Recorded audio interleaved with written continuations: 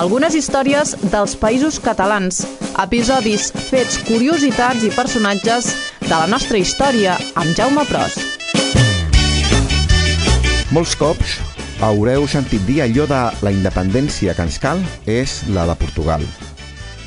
Aquest lema, que sovint fa servir l'independentisme català en les seves manifestacions, ens està dient, potser, que existeix algun vincle entre Catalunya i l'assoliment de la sobirania plena per part del país lusità? El cert és que sí que existeix una relació directa entre el nostre Principat i la independència de Portugal. Fins i tot, hi ha qui va més enllà i diu que els portuguesos ens deuen la seva independència a nosaltres. Bé, jo no diria tant, evidentment, però que hi ha una relació causa-efecte que ens implica a totes dues nacions és un fet inqüestionable.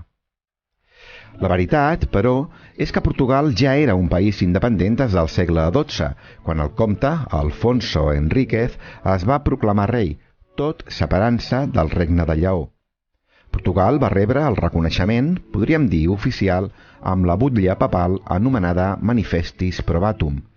I la cosa va anar bé fins a finals del segle XVI, quan el rei portuguès Enric I va morir sense descendència i el rei castellà Felip II va córrer com una bala amb un poderós exèrcit a fer-se amb el tron, tot reclamant el que ell considerava el seu dret dinàstic. Observeu la impressionant semblança amb Catalunya, quan Martí l'Humà, l'últim rei de la dinastia catalana, va morir també sense descendència i Catalunya va passar a ser regnada per un trastamara castellà. Aquest episodi, recordareu que ja el vam explicar en un altre programa que, no cal dir-ho, podeu recuperar des de la web d'aquesta ràdio. Anem avançant en el temps, perquè va arribar al segle XVII i amb ell el tan conegut com nefast, si més no, per als interessos dels catalans, Felip IV. Aquest monarca es va trobar amb una Castella que, segons l'historiador hispanista d'origen occità Josep Pérez, es trobava esgotada, arruïnada, agobiada després d'un segle de guerres gairebé contínues. La seva població s'havia reduït en una proporció alarmant. La seva economia anava costa avall. La flota de l'Índia, que portava la plata a Espanya, molt sovint arribava tard, i els carregaments tampoc no eren com els d'abans. Castella, a més d'arruïnada, també era un dels molts regnes participants a la Guerra dels 30 anys que va implicar gairebé tota Europa des del 1618. Així que, sense un meravedí a les arques reials, al monarca i al seu inefable duc d'Olivares no se'ls va acudir res millor que mirar de fer pujar, sense manies, la recaptació als territoris perifèrics, per contribuir a mantenir un desproporcionadament gran i empobrit exèrcit castellà. I per això es van empescar l'invent anomenat Unió de Armes. El rei i el seu duc consideraven que era injust que per mantenir l'imperi castellà hagués de ser Castella qui se'n fes càrrec de la immensa majoria de la despesa econòmica i en homes que això suposava. El cert, però, és que l'invent tampoc no els va sortir gaire bé. Per una banda, el País Valencià havia d'aportar 6.000 soldats a l'any i només n'hi va aportar 1.000. I per l'altra banda, davant de la negativa dels catalans del Principat a aportar tropes, la monarquia hispànica va proposar de canviar l'aportació en homes per una contribució de 250.000 ducats a l'any.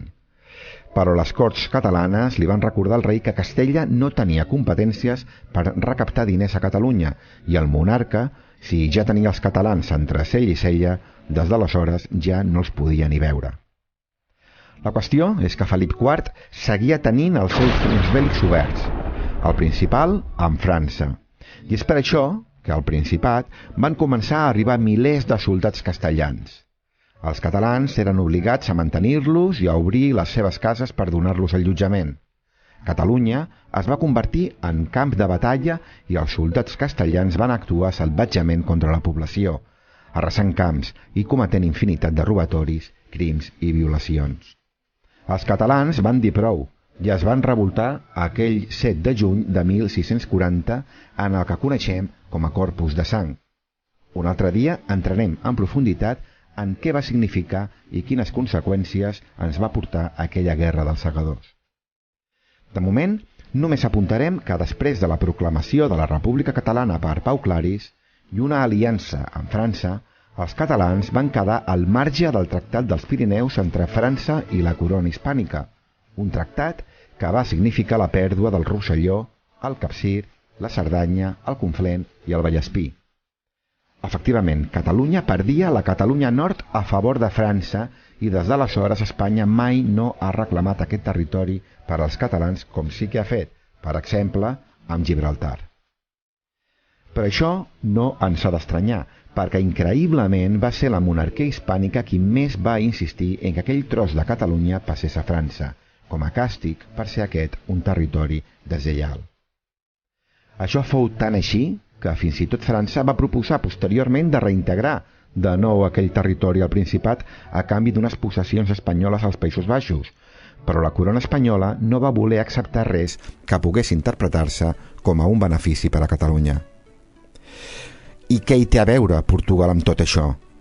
Doncs que tot aquest conflicte entre Catalunya i Castella va suposar, com ja hem apuntat, una acumulació de tropes en terres catalanes, la qual cosa va aprofitar Portugal per restaurar la seva sobirania en la persona de Joan IV, de la Casa de Bragança, un 1 de desembre de 1640. La monarquia hispànica, amb dos fronts oberts, a Portugal i a Catalunya dins de la península, va votar per Catalunya, per la seva situació geoestratègica, per la seva economia i, esclar, també per la impossibilitat de desplaçar tot un exèrcit des de Catalunya a Portugal que hauria trigat setmanes a arribar-hi i que hauria significat també i, evidentment, desprotegir la frontera amb França. Espanya no va reconèixer la independència de Portugal fins a 28 anys després, un 13 de febrer de 1668, amb el Tractat de Lisboa. I avui, mentre Portugal commemora cada any i des de fa gairebé 400 anys la seva independència, els catalans seguim com en aquell 1640, fa gairebé 400 anys, intentant trobar el nostre lloc al món com a nació sobirana i amb capacitat per decidir el nostre futur. Benvolguda audiència, ens retrobem ben aviat aquí amb una nova història dels Països Catalans. I recordeu que ens podeu seguir al perfil de Twitter del programa @historiasppcc. Que acabeu de passar un molt bon dia. Algunes històries dels Països Catalans. Episodis, fets, curiositats i personatges de la nostra història amb Jaume Pros.